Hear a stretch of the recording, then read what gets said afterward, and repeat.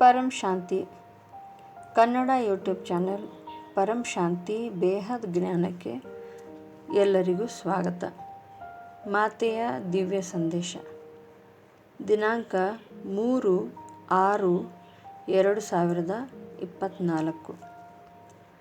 बेहद के बेहद की परम परम परम महाशांति है, महाशांति है, ಮಹಾಶಾಂತಿ है.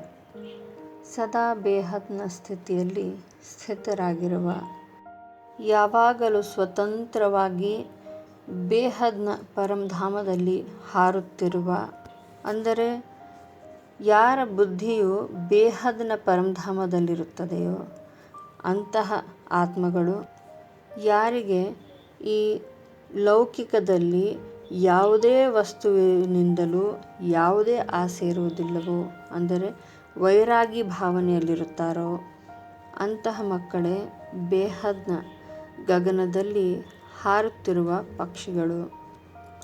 ದೇಹದಲ್ಲಿದ್ದರೂ ಯಾವಾಗಲೂ ಫರಿಷ್ಠಾ ಸ್ವರೂಪವನ್ನೇ ಅನುಭವಿಸುತ್ತಿರುವ, ಸದಾ ಬೇಹದ್ನ ತಂದೆಯ ನೆನಪಿನಲ್ಲೇ ಇರುವಂತಹ ಮಕ್ಕಳು ಲೌಕಿಕದಲ್ಲಿರುವ ಎಲ್ಲ ಕರ್ಮ ಬಂಧನಗಳನ್ನು ತಂದೆಯ ಆಶೀರ್ವಾದದಿಂದ, ತಂದೆಯ ನೆನಪಿನಿಂದ ಎಲ್ಲ ಬಂಧನಗಳನ್ನು ಭಸ್ಮ ಮಾಡುತ್ತಿರುವ ಬೇಹದ್ನ ಮಕ್ಕಳಿಗೆ ಬೇಹದ್ನ ಸೇವಾಧಾರಿ ಮಾತೆಯ ಪ್ರೀತಿಯ ನಮಸ್ಕಾರಗಳು. ಬೇಹದ್ನ 3 ಸ್ಟೇಜ್ಗಳು. ಅದರಲ್ಲಿ ಮೊದಲನೆಯ ಸ್ಟೇಜ್ ಜ್ಞಾನವನ್ನು ಕೇಳುವುದು, ಎರಡನೆಯ ಸ್ಟೇಜ್ ಬೇಹದ್ನ ಅನುಭೂತಿಯನ್ನು ಪಡೆಯುವುದು, ಮತ್ತು ಮೂರನೇ ಸ್ಟೇಜ್ ಅಂದರೆ ಈ 5 ತತ್ವಗಳಿಂದ ದೂರವಿರುವುದು, ಬುದ್ಧಿಯಿಂದ ದೂರವಿರುವುದು. ಅಂದರೆ ಈ 5 ತತ್ವಗಳನ್ನು ಮೀರಿ ಇರುವಂತಹ ಸ್ಟೇಜ್ನಲ್ಲಿ ಇರುವುದು. ಇದನ್ನು ನಾವು ಮೂರನೇ ಸ್ಟೇಜ್ ಅನ್ನಬಹುದು. ಈ ಮೂರನೆಯ ಸ್ಟೇಜ್ನ ಅನುಭವ ಯಾರಿಗೆ ಆಗುತ್ತಿರುತ್ತದೋ ಅವರೇ ಬೇಹದ್ನ ಡೆಸ್ಟಿನೇಷನ್, ಕೊನೆಯ ಡೆಸ್ಟಿನೇಷನ್ ತಲುಪುವವರಾಗಿರುತ್ತಾರೆ. ಬೇಹದ್ನ ಸ್ವಚ್ಛಂದ ಸ್ವತಂತ್ರ ಪಕ್ಷಿಗಳು ಕರ್ಮ ಎನ್ನುವ ಕಲ್ಪವೃಕ್ಷದ ಶಾಖೆಗಳ ಮೇಲೆ ಕುಳಿತಿರುತ್ತವೆ.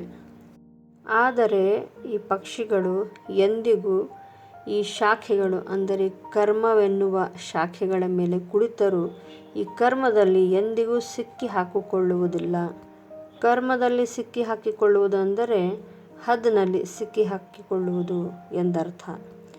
ಆದರೆ ಈ ಬೇಹದ್ನ ಶ್ರೇಷ್ಠ ಆತ್ಮಗಳು ಯಾವಾಗಲೂ ಸ್ವಚ್ಛಂದವಾಗಿ ಬೇಹದ್ನ ಪರಂಧಾಮದಲ್ಲಿ ಹಾರುತ್ತಲೇ ಇರುತ್ತವೆ. ಇದನ್ನು ಯಾರೂ ಕಟ್ಟಿ ಹಾಕುವುದಕ್ಕೆ ಸಾಧ್ಯವಿಲ್ಲ. ಯಾವಾಗಲೂ ನಮ್ಮ ಬುದ್ಧಿಯನ್ನು ಬೇಹದ್ನ ಪರಂಧಾಮದಲ್ಲೇ ಇಟ್ಟಿರಬೇಕು.